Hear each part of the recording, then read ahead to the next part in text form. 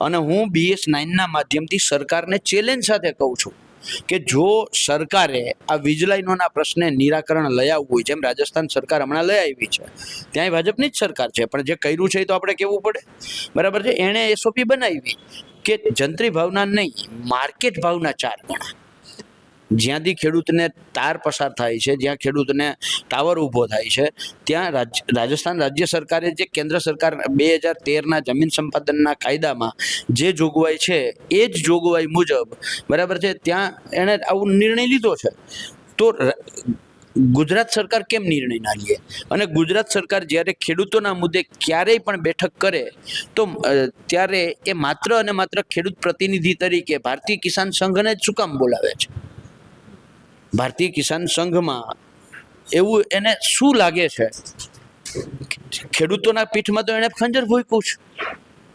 તો માની લ્યો કે જમીન માપણીના પ્રશ્ને સરકારે ચર્ચા કરવી હોય તો હું છાતી ઠોકીને કહું કે રાજ્યના મહેસૂલ મંત્રી અને રાજ્યના સેક્રેટરી, જે મહેસૂલ અધિક સેક્રેટરી હોય, એની પાસે જેટલું જ્ઞાન નથી જમીન માપણીમાં, સેટલમેન્ટ કમિશનર પાસે જેટલું જ્ઞાન નથી એટલું વકીલ ગિરધરભાઈ વાઘેલામાં છે.